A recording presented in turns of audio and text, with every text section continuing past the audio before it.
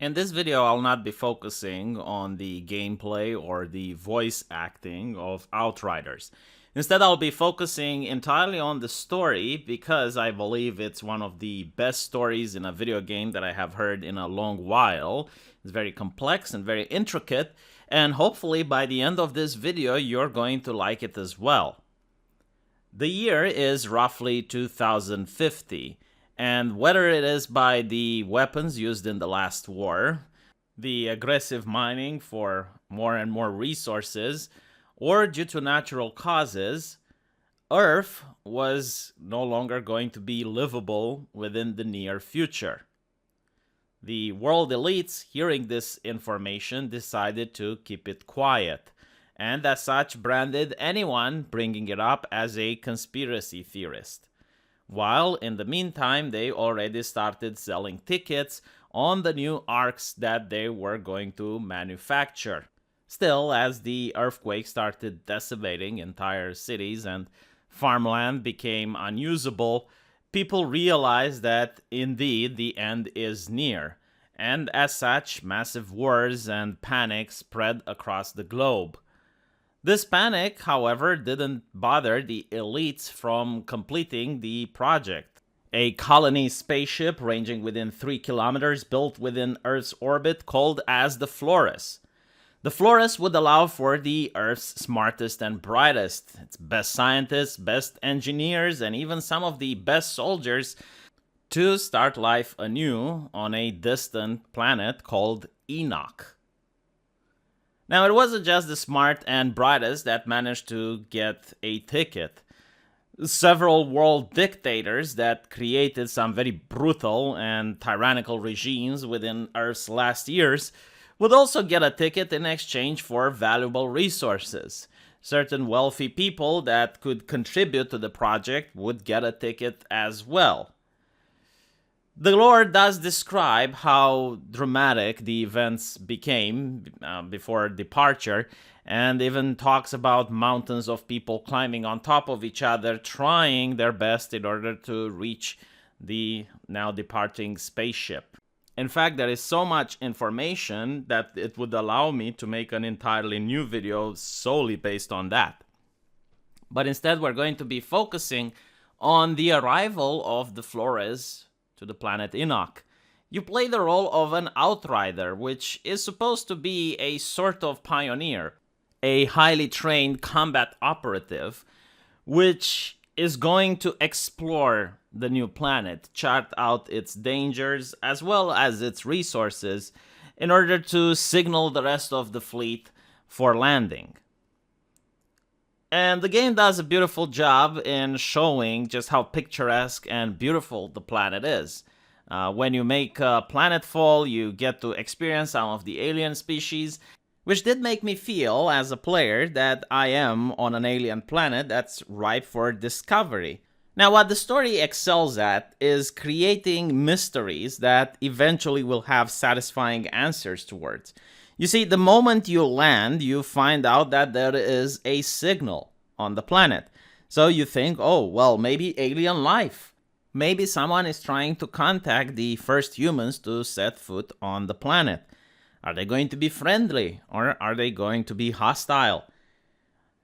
And as you approach the signal, you find out that the signal comes from other humans, which is impossible considering that no other humans from the Flores besides you have made planetfall. Unfortunately, however, you don't really have the time to examine this any further, because some of the other Outriders seem to have inhaled what appears to be a black fungus, and now they are coughing up black goo. I really love this because exploring an alien world would definitely possess these types of dangers. It might not even be something as aliens or the fauna that would be out to get you, but simply the fact that, well, humans might not be accustomed to whatever flora happens to be in that environment, or whatever bacteria or fungi. So the Outriders desperately try to reach back to their landing point in order to give first aid to the people that have contracted the disease. But it's for their surprise that the person in charge points a gun at them and tells them that anyone who has been exposed to the fungus must be shot in order not to risk exposing the remaining part of the colony. I really love this moral dilemma because it's not necessarily black and white.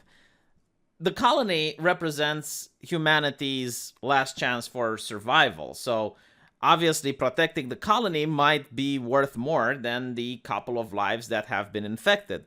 On the other hand, because of the brothers in arms mentality that the Outriders had, viewed this as a complete betrayal. So it eventually breaks out into a gunfight.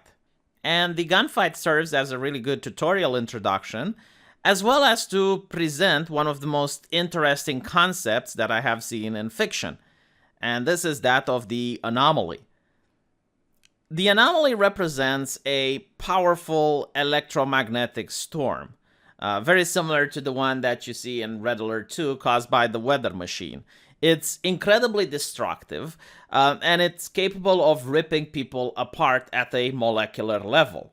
We're going to talk about the anomaly a little bit more in the future, but suffice to say, because it came out of nowhere, everyone panics and tries to make a run for it. The Outrider tells the person in charge to try and warn the Flores not to land, but apparently it was too late. So as they're running, the Outrider also ingests some of that black goo, which we saw earlier, and in order to save his life, the people around him place him in a cryostasis, the same type of cryostasis that the people used in order to make the journey from Earth to Enoch. The game makes a quick and interesting turn of events. As you get placed into the cryostasis, you also wake up. For you, only minutes have passed, while for everyone else, it seems that 30 years have gone by. Characters you spoke with earlier that were young are now going to be old and bitter. And furthermore, you also notice that you are now in a complete hellhole. The people around you have been fighting each other for the last 30 years, massive trenches being built, and different factions that you've never heard about killing each other constantly. And before you even figure out what happened, one of the factions managed to tie you up, and they throw you into the anomaly yet again. However, this time something interesting happens. Instead of being ripped apart like everyone else, your character seems to be given some interesting superpowers.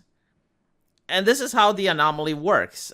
It does kill 99% of the people that comes into contact with, but a small number of people manage to gain super abilities. They become altered. The game considers them to be God amongst men. They have the ability to shrug off bullets. They have the ability to move things with their mind. And some of them are capable of such incredible feats that they can lay waste to entire battlefields. And the reason I really love this type of explanation is that it explains why some people have access to powers and why some don't. And in a worse situation, the people with powers would become a very valuable resource.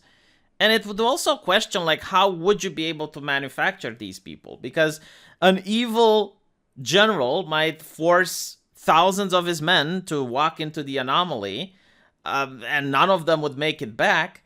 Or in the unlikely event that even one would manage to gain superpowers, would he still be loyal to that general? Would he still follow orders knowing that he was forced to walk to certain death? But he managed to survive. So I really love this explanation, and this is what really got me intrigued into the story. Now, as you manage to figure out what happened, the story becomes even more interesting. As the people landed on Enoch, they realized that the anomaly was not just a one-off event. These powerful storms would not only destroy any human being and any matter they touched, it would also mutate the fauna into massive and very dangerous creatures. It would also destroy any type of electronics, similar to an EMP, making most sophisticated machinery unable to run. meaning they had no more ways of contacting the Flores, meaning they would not be able to have anything capable of air travel. And furthermore, all those people were now stuck into the valley that they initially made landfall. The valley was surrounded on one hand by the forest, which had the fungus capable of killing everyone. And the fungus wasn't just average, normal sized fungus, it was actually capable of penetrating any type of armor or protection that people could come up with. It was microscopic in nature, and once it touched a human skin, it would cause the persons to have his organs liquefied and puke them out, suffering a very horrible death. And on the other hand, there were the mountains on the north side, which were home to some really aggressive creatures, making travel through the mountains also impossible. And as such, the colonists that landed in the valley were forced to live there. The problem being is that they did not have the resources of feeding the initial group of people that made planetfall. Now, to make matters even worse, the cryopods that the colonists arrived in were starting to fail because they weren't designed to last more than the duration of the trip. And one of the dumbest decisions that I have ever listened to in the entire sci-fi was the commander, who at the time was a very generous and idealistic person, to wake everyone up. Instead of allowing them to die in the cryopods, they would just be all of a sudden woken up. And as you can imagine, when you put millions of people in the same area with not enough resources and people start dying from hunger, civil unrest broke out. And while the original faction managed to have access to all of the powerful technology and the weapons, the other faction, which would most likely be left outside and alone, had access to more altered people that had the of using these magical abilities to dominate the battlefield. And this was called the Endless War, a war that lasted for 30 years and is still going by the time you start the game. Now, being an altered willing to work with the quote-unquote official channels, you are being tasked with the mission of finding the initial signal, because it doesn't make sense why the signal would still be operating if the anomaly would destroy most complex electronics. Meaning that the signal must have come from a place outside the anomaly, a place outside the valley, and a place where you could contact the Flores to drop its remaining cargo and make colonization possible, and finally put an end to the endless war. And this is pretty much what you do throughout the game. You try to find a way out of the valley, you manage to find a cure in order to survive the microscopic fungus. And I'm not going to go into that because that's a lot of lore to cover. It would take me probably more than 10 videos to go through everything. But I'll just keep to the main storyline and I'll talk about the relevant bits. As you keep traversing, you eventually come across an alien creature. This alien creature was experimented on by the people who found a cure for the fungus, and despite being experimented on and held in incredibly inhumane conditions, it doesn't seem like it's holding a grudge on any human. In fact, it doesn't seem like it's even capable of committing violence.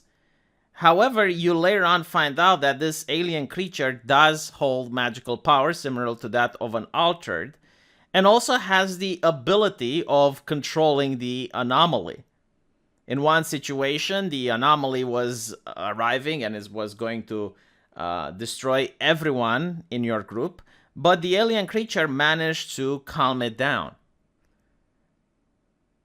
To make matters more interesting, as you keep progressing, you find another type of aliens. These were called ferals, and they seem to be on stark contrast with the initial alien that you found. These ones were 100% aggressive. They would try to kill any human on sight, and they were violent to the extreme. They would also be able to use their altered powers in a very aggressive and destructive manner. Initially, you believe that these aliens were the ones that destroyed the peaceful ones. And as you go throughout the game, you find entire settlements which were built by the first group of aliens, completely overrun and occupied by the feral ones. So the mystery deepens when you realize that the feral aliens are using very advanced human weapons. Weapons that are even more advanced than the ones you have, but they're clearly man-made. So where did they get the weapons from? And the question to this is quickly answered as you find several tanks and human vehicles being stranded in a desert. They seem to be very old, but they're also more advanced than the ones you have, which doesn't make any sense considering that the Flores was the only ship which left Earth. And this is where the story becomes really interesting. You find out that another ship called the Caravel left Earth after you did. And because a lot of time has passed, they had better technology and could create better engines, meaning that despite the fact that they left after the Flores, they managed to arrive on Enoch way faster than the Flores did. When they started their colonization process, they found a race of aliens that are going to be called the Pax. These aliens were incapable of any type of aggression. They met the colonists, offering them food and water, as well as any type of resources that they could. Their society didn't seem to be based on any type of hierarchy besides the fact that they would worship their elders. When meeting the colonists for the first time, they would even put a finger into the hole of the rifle, showing a naivete that was very difficult to believe by the human colonists. Now, at first, the humans and the Pax managed to live peacefully among each other, the Pax even starting to mimic and learn some of the human language. But this peacefulness came to a halt when the humans realized that the Pax were actually incredibly powerful. You see, the reason they were stuck in the Iron Age and wouldn't advance technologically was due to the fact that they didn't need to. You see, every single member of the Pax was unaltered, and as such they had access to the magical powers which allowed them to heal each other's wounds, meaning they didn't need for any medicine, allowed them to construct buildings that would have been impossible given their frail bodies, meaning that they didn't require any type of engineering. And as such, the humans became very suspicious. They were worried that one day the Pax might just turn on them. Their suspicions grew even worse when they realized that the anomaly hit and it destroyed a lot of the humans' electronics. We later know that the Pax have mastered the anomaly, which was a natural event happening on the planet Enoch, and through a series of obelisks they could control it, trying to push it back into the ground. And as the humans were struck by the anomaly and saw in the far distance Pax doing various dances and weird symbols, they thought that they were the ones bringing the anomaly upon them. As such, the leader of the colony, a man by the name of Monroy, rounded up all of the elders and told them to take him to the obelisk. When the elders refused, he shot all of them. This was something that the Pax couldn't understand. They didn't even think that this is possible. It was an act of violence that their race couldn't even compute. And as such, they decided to take Monroy to the temple where the obelisks were located. Monroy asked them to do the dance again and to show him how the anomaly is being controlled. And as they did so, the gravity within the room became zero. The stones started floating. And Monroy believed that they are trying to assassinate him, which is why he ordered his soldiers to open fire and murdered all of the elders from the Pax. This caused quite a significant uproar within the colony. Several people wanted to have a council and have Monroy answer for his crimes. But it seems that even though Monroy was willing at first to go with the council, he brought forth an officer which was accused of trying to incite mutiny and have him assassinated. The officer then read a list of his conspirators, and every single person on the list was then tied up and forced by the remaining officers to shoot them, thus ending any type of mutiny within the group. Monroy then started to use the packs as slave labor. This has to do with the fact that their advanced machinery stopped functioning because of the anomaly, and the fact that Monroy blamed the packs for it. Initially, the packs were only used as slaves for essential labor, such as agriculture and mining, but then they were also used for vanity projects, such as building Monroy an entire castle and statues in his image. This ended with thousands of packs dying from exposure to the sun, being overworked, and huge communal graves being built. In fact, part of the game allows you to explore massive amounts of bodies being stacked upon each other, as the bodies of slaves were disgustingly discarded without even given any sort of burial.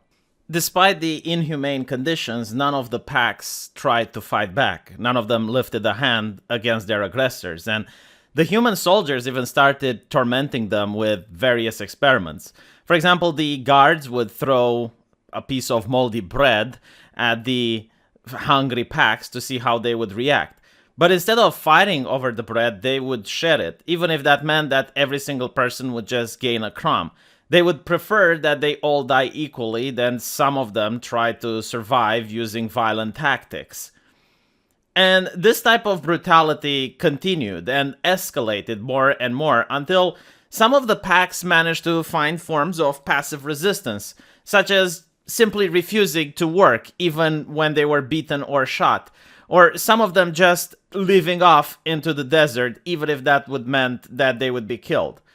This means of resistance ended up with even more harsh conditions, more of the elders being rounded up and killed, until eventually the packs had enough. The way they fought back isn't exactly how you would think. What they did, however, was that they went to one of their temples, and through a self-sacrificing ritual, they turned into the ferals. You see, the ferals, which were the second alien race that you encounter, wasn't an alien race that actually conquered the packs. They were the packs themselves, who undergone a process discarding their pacifism in exchange for brutality. Their entire existence dedicated to one thing and one thing only, that of pure hatred towards humanity. And the reason they had weapons that were more advanced than yours was because the humans coming from Earth were a little bit more advanced, and they would use those weapons in order to fight off against the humans. Their numbers were just too great. Their methods were just too radical. And eventually, the second colony ship was completely destroyed by the ferals. The message you find at the beginning of the game was the message they sent 30 years ago when they saw the Flores into orbit, hoping to find salvations, not knowing that the people from the Flores would be trapped within the valley, fighting amongst each other for the small scrap of resources they had left. And the storms that the entire planet was ravaged by, the reason that the people from Earth couldn't see them, was that the packs were keeping them in check in the beginning. They were controlling them. But as the packs got enslaved and they became feral, they were unable to control the storms anymore, allowing the wildlife and the fauna from the planet to mutate to such degree that it made life unhospitable for humanity. It became into a dead world, one that only the harshest among humans could survive. And it's very interesting when you have the final confrontation with Monroy, the person responsible for all of this. His justification was that by enslaving the Pax, he gave humanity the powers of the Altered, the powers that you gain. He rationale that humanity's survival came at any cost, and that the Pax had way too much power that if they one day decided to turn on humanity, they would win. And given the endgame, was he really that wrong? I found this game fascinating, its story and lore to be quite rich. The voice actors didn't do a good job delivering it, and the gameplay was kind of mundane and mediocre. After all, the game is a looter shooter, but I cannot stress that the story has definitely fascinated me. And what I have said here is just a small tiny bit of the lore. There are many more side quests to uncover. There are many more characters whose story has been left untold. And what I love about the game is this level of grit realism. The fact that you can foresee some of these characters make similar decisions if they were real human beings. Most characters aren't black and white, they're just shades of gray. Let me know what you think, and I'll see you guys in the comment section. If this video gets a lot of views, maybe I will make a different part where I talk about another faction or maybe some other bits of the lore. So this is going to be entirely up to you. It does take a lot of effort to make, so if it's popular, then indeed I will return to it. Thank you for your time, and I'll be seeing you guys.